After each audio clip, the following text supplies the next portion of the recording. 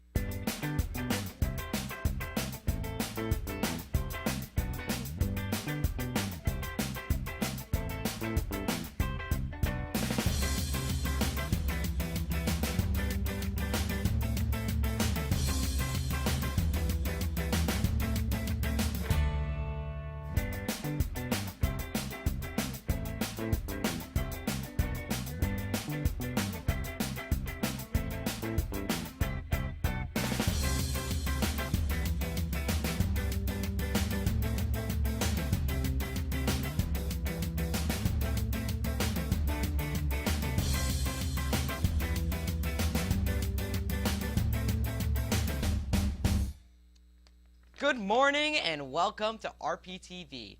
Today is Friday. Today is Monday, October 4th, 2021. Yesterday was a great day for our local sports teams, as the Giants, Jets, and Yankees all came up with big wins. While the Giants and Jets scored their first wins of the season, the Yankees secured a playoff berth. Let's go to Cali for the details. Yesterday afternoon, the Giants picked up their first victory of the season against the Saints. They won in overtime, 27-21. Just a few moments later, the Jets also won in overtime, 27-24 against the Titans, also getting their first victory of the season. The Giants rallied in the fourth quarter with a 54-yard touchdown and trying field goal. They won in overtime with a touchdown by Saquon Barkley.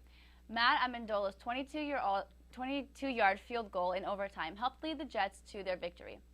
As this was going on, the New York Yankees made their way into the playoffs, making the game go all the way into the ninth inning. They won 1-0. With a man on second and third and with one out, Aaron Judge walked it off by getting an infield single hit, causing Tyler Wade to score. They will go play the Boston Red Sox Tuesday night in the AL Wild Card game. Now it's time for announcements.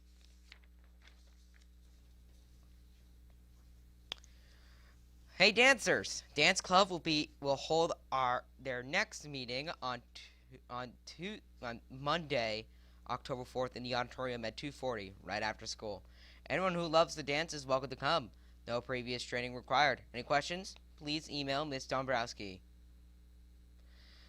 The Roselle Park Recreation Department is proud to announce the first ever girls-only recreational wrestling program. The Introduction Jamboree, scheduled for October 13th from 7:30 to 8:45 in the Anthony Signorello Youth Center.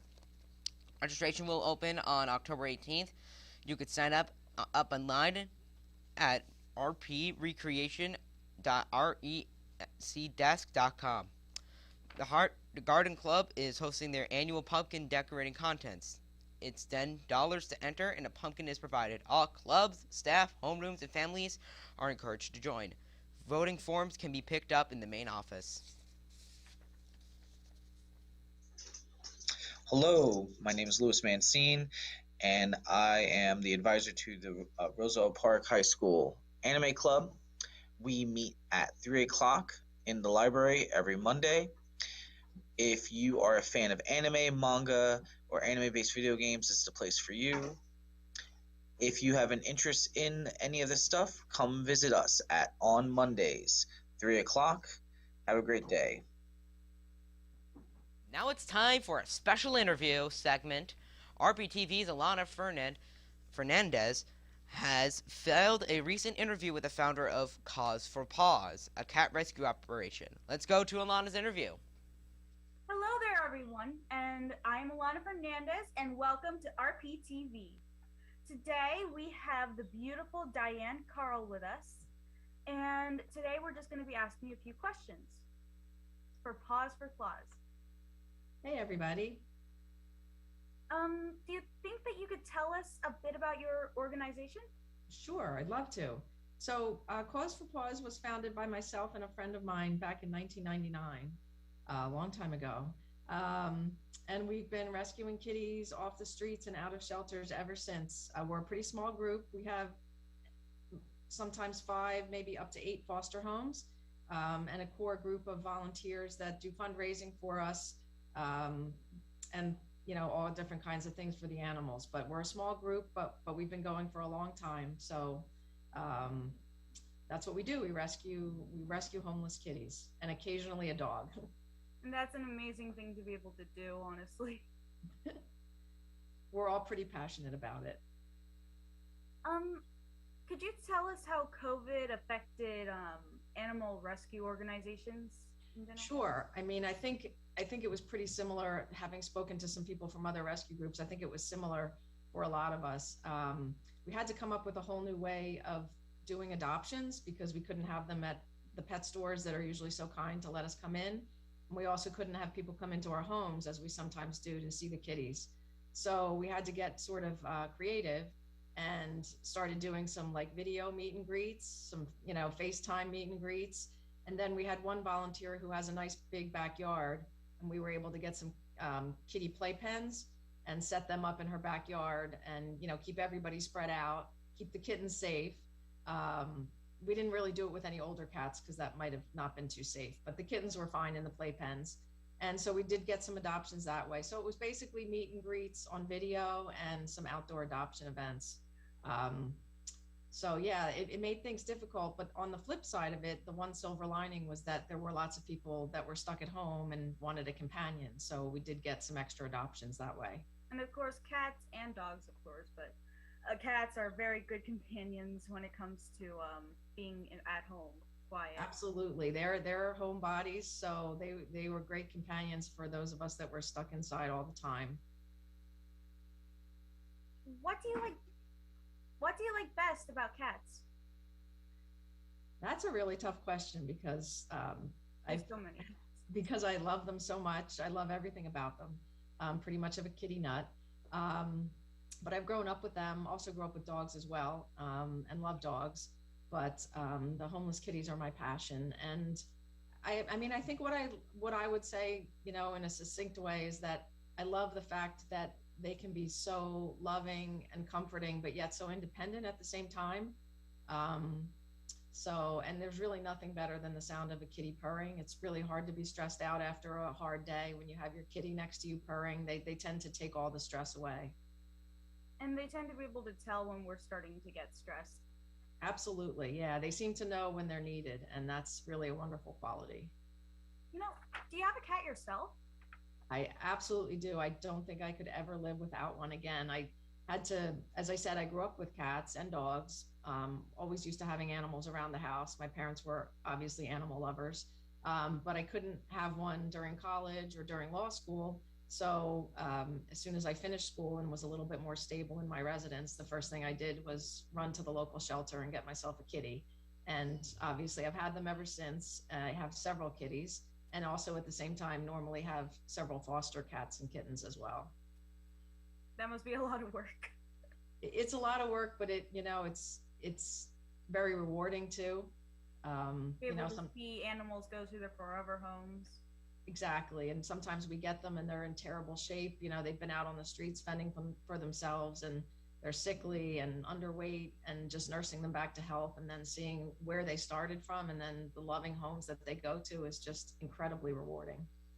Yeah. Thank you. I hope the word gets out there. We have lots of friendly, sweet kitties to adopt, and anyone that can adopt that wants to volunteer their time, I'd be happy to talk to them as well. Thank you very much, Diane. And this is Pause for Claws once again, in case someone may have forgotten.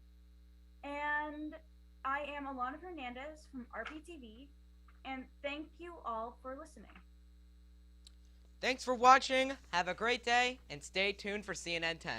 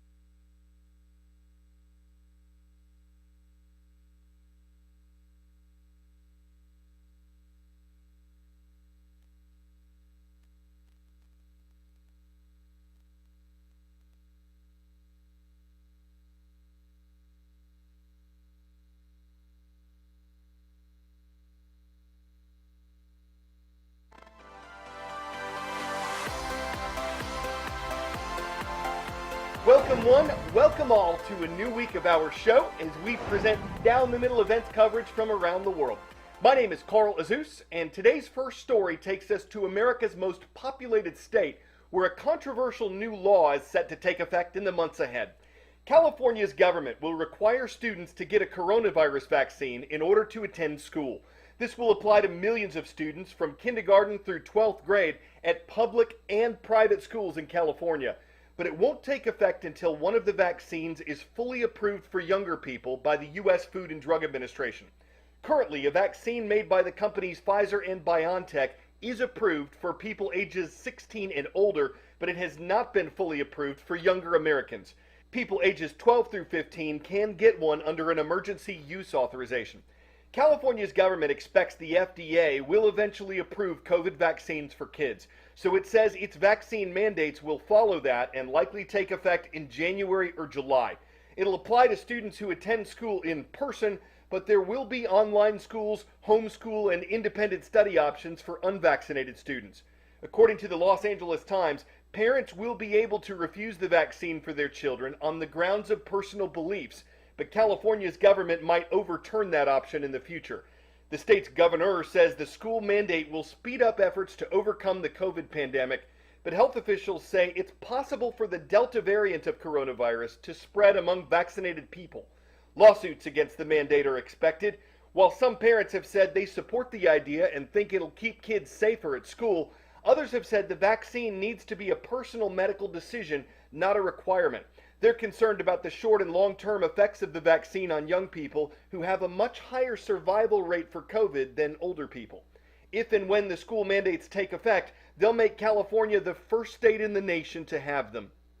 For years, China has been the world's largest manufacturer. In fact, it's known as the world's factory because China's output accounts for more than 28% of global manufacturing. But the soaring cost of energy is triggering several problems for the Asian country, including its ability to make goods. The shortages became widespread in June and have only gotten worse since then. The world's biggest energy consumer is running out of power. China's energy crunch is triggering blackouts, forcing factories to cut production, overturning people's daily lives, and threatening to slow the world's second largest economy. Social media users have posted images of cities gone dark, severe traffic jams caused by traffic lights that stopped working, shops forced to close early or resorting to candlelight to stay open. A mother with 2 young kids trapped in an elevator for 45 minutes after a sudden power outage. It was completely dark. I can see nothing because the power is cut from everything. Only when vehicles drove past, you could see lights on. The power cuts have rippled across northeastern China and parts of the south. The cause of it all? A perfect storm of factors. Demand for Chinese goods is surging as the global economy emerges from the pandemic, increasing use of China's electricity-hungry factories. That's sending energy prices skyrocketing. But since electricity prices are regulated in China, some power companies are losing money and hesitant to boost production. At the same time, China is trying to meet its ambitious climate goals to bring carbon emissions to a peak before 2030 and net zero by 2060. So local officials are rationing power to meet annual targets before the year end. Power outages aren't new to China, but this one is especially severe. For most provinces in China, when there is a shortage of power, they ration for industries first, so it doesn't affect residential users. But in the Northeast, because it has reached to a quite significant shortage, it is now even rationing for residential users, and that is quite significant because it could lead to a lot of social discontent. And residents are taking to social media to complain. One user posted, "There is no gas. Don't we need to cook and eat? I have been ordering takeout for 2 days." Another wrote, "People from Northeast China have to light candles in the middle of the night. This is not North Korea. I'm speechless." This person writing, "Many communities have been locked down due to the pandemic. If there is no water or electricity, that's so unbearable." The power rationing could create new headaches for global supply chains, with several Apple and Tesla suppliers suspending production. going to be further interruptions to supplies of different things, whether it be toys for Christmas or metals and silica for advanced materials and advanced equipment. But the power supply challenges aren't unique to China. It is partly a problem of managing the low carbon energy transition at a time when the economy is picking up after the pandemic. I think we're going to see the same sort of challenges in other parts of the world. China's energy crisis is a sign of what the world is reckoning with in its bumpy transition to clean energy. Selena Wang, CNN, Tokyo. 10-second trivia. Which of these U.S. founding fathers became the nation's first Chief Justice? John Adams, John Hancock, John Jay, or John Marshall? In 1789, President George Washington nominated John Jay to become America's first Chief Justice. And the Senate confirmed Jay to that position just 2 days later. These days, that process usually takes months, no matter who's president. Once a justice is confirmed, he or she serves on the high court during what the Constitution calls good behavior, which can mean for life. And those on the Supreme Court right now have just begun a new session. It traditionally starts on the first Monday in October. This fall session will be the first in-person meeting of the 9 justices since the COVID pandemic started, except that not all 9 justices will actually be there. Associate Justice Brett Kavanaugh tested positive for COVID-19 last Thursday, though he was fully vaccinated. So he'll be participating in the oral arguments remotely this week. What will those arguments be about? 3 of them center on very contentious issues in the United States. One involves religion, specifically student aid in schools that teach religion. Another case involves a state law that bans most abortions after 15 weeks of pregnancy. Gun rights are also on the docket in the case of a law that limits who can carry a concealed handgun in public. Other arguments involve campaign finance and religious symbols at government buildings. These closely watched cases could all lead to major changes in America, and the action begins this week. Another event that begins this week and runs through next Monday is the daily announcement of the 2021 Nobel Prize winners.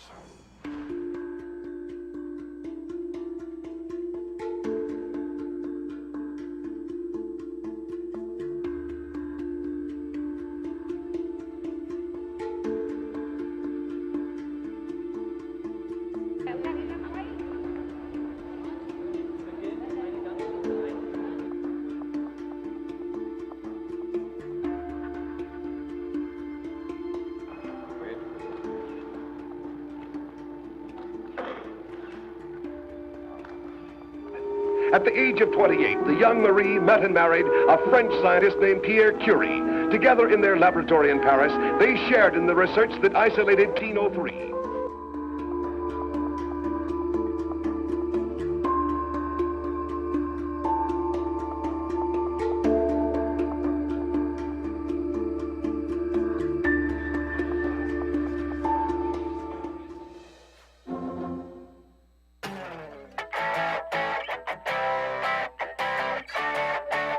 Does a $10,000 Oreo rate a 10 out of 10? It does for the die-hard Pokemon fan willing to pay it. Pokemon Oreos came out last month featuring video game characters on cookies. But the Mew Pokemon is a rare one, so some are popping up on eBay for as much as $10,000 plus shipping. That's for one cookie that's made out of the same stuff as regular Oreos, which sell for around $3 per package of 36 cookies. But this one's got something new. And while it's cooked up thunderous interest, some might even call it a registeel, others will think the seller is Koba Lion and that there's already no way he'll endorse the sale. Guess they'll just have to Nabisco go somewhere else, if you know what I'm saying. I'm Carl Azus. The city of Powell is in northwest Wyoming. That's where we're going to shout out Powell High School today. Subscribing and commenting on our YouTube channel is the only way to get your school mentioned.